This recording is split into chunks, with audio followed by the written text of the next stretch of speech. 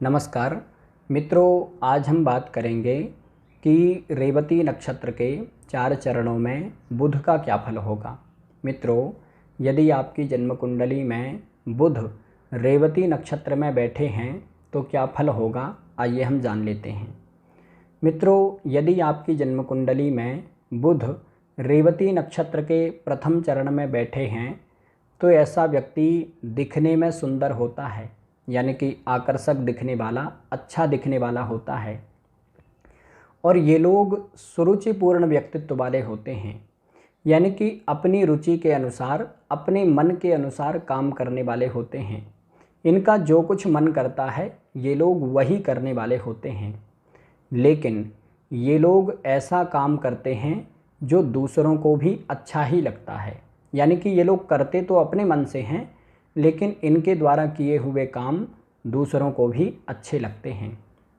ये लोग गर्वित स्वभाव के होते हैं, यानी कि स्वाभिमानी स्वभाव के होते हैं, अपने आत्मसम्मान की रक्षा करने वाले होते हैं। और ये लोग जिम्मेदार प्रवृत्ति के होते हैं, यानी कि किसी भी व्यक्ति की जिम्मेदारी यदि इनको दे दी जाए तो ये लोग बहुत सही ढंग से उसकी देखभाल और उसकी जिम्मेदारी का पालन करने वाले होते हैं। ये लोग जवाबदार व्यक्तित्व वाले होते हैं, जिम्मेदारियां उठाने वाले होते हैं। और ये लोग अपने परिवार की, अपने समाज की भी जिम्मेदारियां उठाने वाले होते हैं। ये लोग अपने कुल में, अपने कुटुंब में, अपने परिवार में जो चली आ रही परंपराएं हैं उन परंपराओं का सही ढंग से पालन करने वाले होते हैं। ये लोग जलप्रिय स्वभाव के होते हैं, यानी कि पानी को पसंद करने वाले होते हैं। कई बार इन लोगों को बार बार नहाने की आदत होती है। ऐसे लोग गर्मियों में बार बार नहाने के शौकीन होते हैं, या फिर सरोवर में, तालाब में, नदी में, स्विमिंग पूल में या फिर समुद्र में नहाने के शौकीन होते हैं, यानी कि पानी में खेलना इन लोगों को अच्छा लगता है।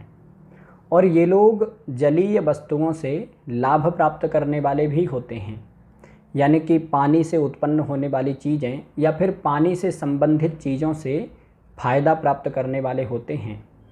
पानी से उत्पन्न होने वाली जैसे मछली हैं, या फिर समुद्र में होने वाले जो रत्न हैं, या फिर पानी का व्यापार, यानी कि किसी भी तरह से पानी से संबंधित व्यापार से या फिर काम से इन लोगों को फ़ायदा होता है। ये लोग बाल्यावस्था में, यानी कि बचपन में निराश और अशांत रहने वाले होते हैं। बचपन में इन लोगों को मानसिक रूप से थोड़ी निराशा और अशांति रहती है, लेकिन ये लोग जैसे जैसे बड़े होते हैं, जैसे जैसे इनकी उम्र बढ़ती है, वैसे ही वैसे ये लोग विद्वान और बुद्धिमान और ज्ञानी होते जाते हैं। ये लोग अपनी बुद्धि और विद्या के बल पर समाज में ख्याति प्राप्त करते हैं। ये लोग उपदेशक भी हो सकते हैं, यानी कि उपदेश देने वाले, सलाह देने वाले, या फिर प्रवचनकर्ता हो सकते हैं, भाषण देने वाले स्पीकर। कई बार ये लोग धार्मिक उपदेशक भी होते हैं।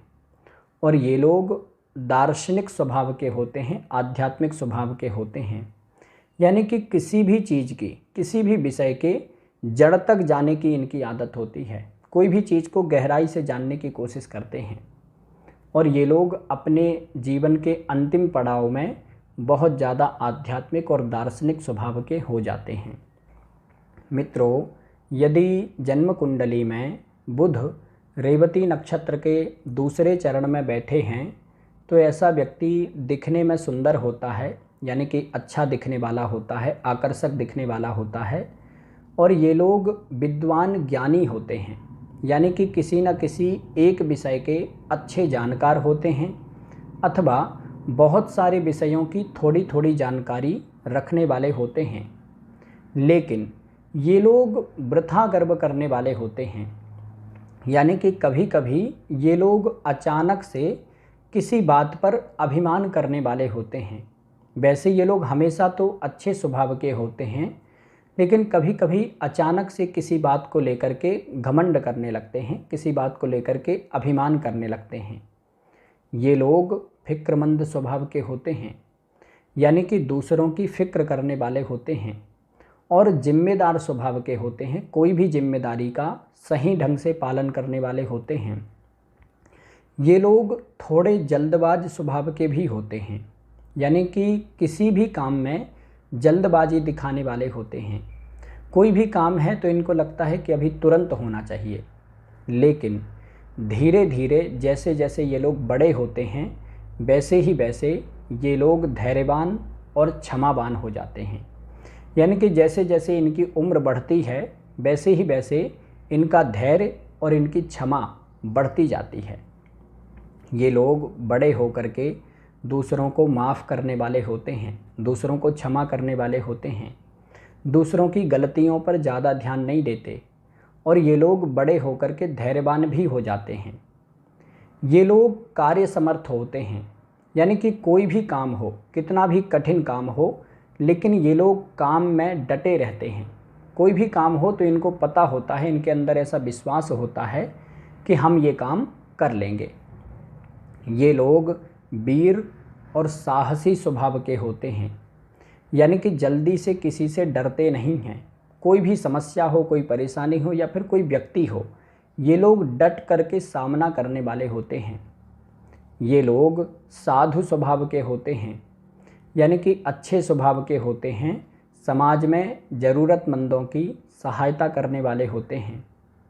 लेकिन कभी कभी ये लोग चौरे कार्य में या फिर गलत कार्यों में रुचि रखने वाले होते हैं, यानी कि कभी कभी इनके मन में लोभ आ जाता है, कभी कभी इनके मन में लालच आ जाता है और इसी कारण से ये लोग दूसरे की वस्तु चोरी करने की कोशिश करते हैं या फिर दूसरे की वस्तु छीन लेने की कोशिश करते हैं।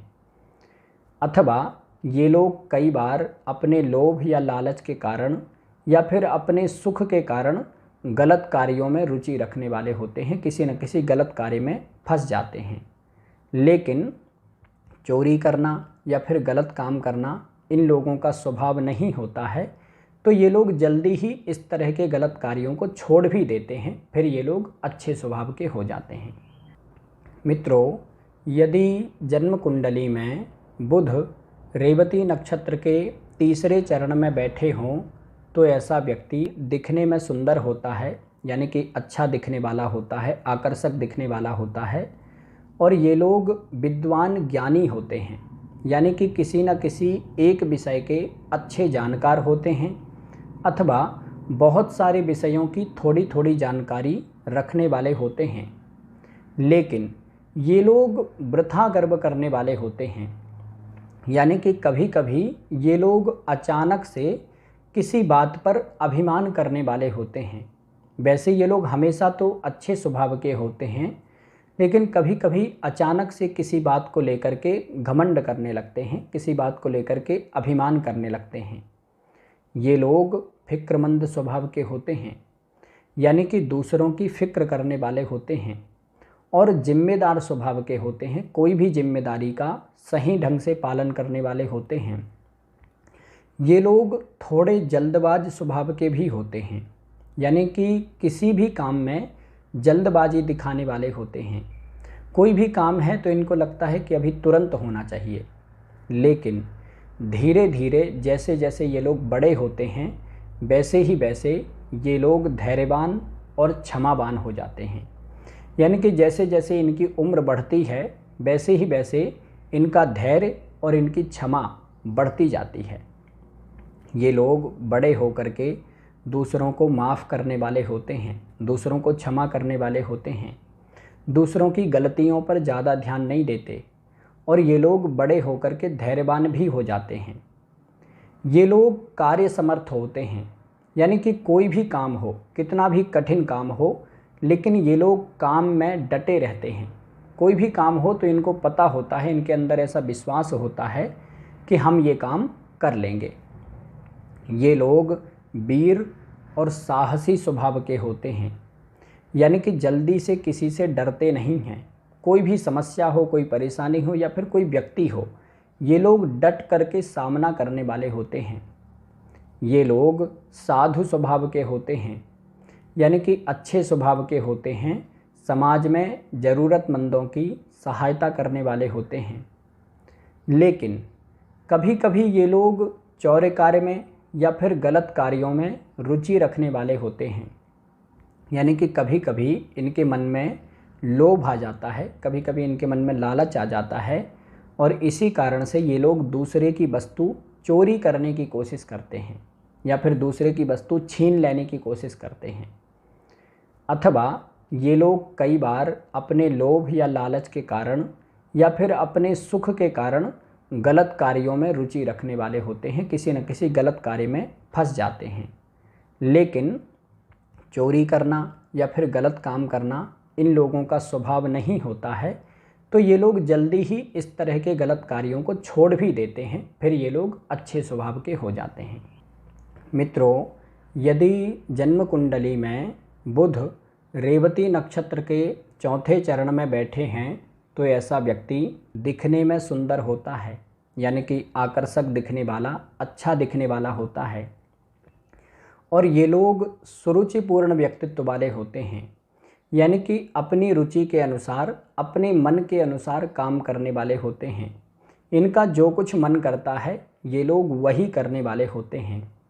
लेकिन ये लोग ऐसा काम करते हैं जो दूसरों को भी अच्छा ही लगता है, यानी कि ये लोग करते तो अपने मन से हैं, लेकिन इनके द्वारा किए हुए काम दूसरों को भी अच्छे लगते हैं।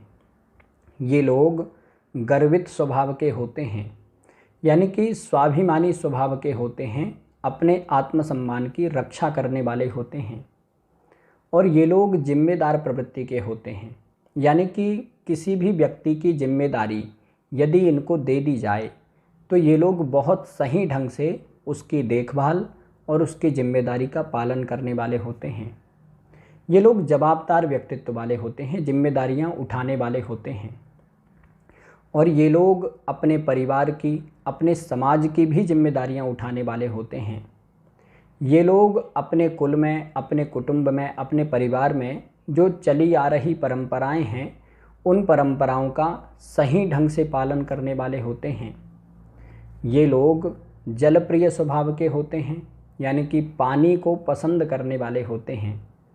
कई बार इन लोगों को बार बार नहाने की आदत होती है। ऐसे लोग गर्मियों में बार बार नहाने के शौकीन होते हैं, या फिर सरोवर में, तालाब में, नदी में, स्विमिंग पूल में या फिर समुद्र में नहाने के शौकीन होते हैं। यानी कि पानी में खेलना इन लोगों को अच्छा लगता है। और ये लोग जलीय वस्तुओं से लाभ प्राप्त करने वाले भी होते हैं, यानी कि पानी से उत्पन्न होने वाली चीज़ें या फिर पानी से संबंधित चीज़ों से फ़ायदा प्राप्त करने वाले होते हैं। पानी से उत्पन्न होने वाली जैसे मछली हैं या फिर समुद्र में होने वाले जो रत्न हैं या फिर पानी का व्यापार, यानी कि किसी भी तरह से पानी से संबंधित व्यापार से या फिर काम से इन लोगों को फ़ायदा होता है। ये लोग बाल्यावस्था में, यानी कि बचपन में निराश और अशांत रहने वाले होते हैं। बचपन में इन लोगों को मानसिक रूप से थोड़ी निराशा और अशांति रहती है, लेकिन ये लोग जैसे जैसे बड़े होते हैं, जैसे जैसे इनकी उम्र बढ़ती है, वैसे ही वैसे ये लोग विद्वान और बुद्धिमान और ज्ञानी होते जाते हैं। ये लोग अपनी बुद्धि और विद्या के बल पर समाज में ख्याति प्राप्त करते हैं। ये लोग उपदेशक भी हो सकते हैं, यानी कि उपदेश देने वाले, सलाह देने वाले या फिर प्रवचनकर्ता हो सकते हैं, भाषण देने वाले स्पीकर। कई बार ये लोग धार्मिक उपदेशक भी होते हैं। और ये लोग दार्शनिक स्वभाव के होते हैं, आध्यात्मिक स्वभाव के होते हैं, यानी कि किसी भी चीज़ की, किसी भी विषय के जड़ तक जाने की इनकी आदत होती है। कोई भी चीज़ को गहराई से जानने की कोशिश करते हैं। और ये लोग अपने जीवन के अंतिम पड़ाव में बहुत ज़्यादा आध्यात्मिक और दार्शनिक स्वभाव के हो जाते हैं। मित्रों, आज के लिए बस इतना ही। नमस्कार।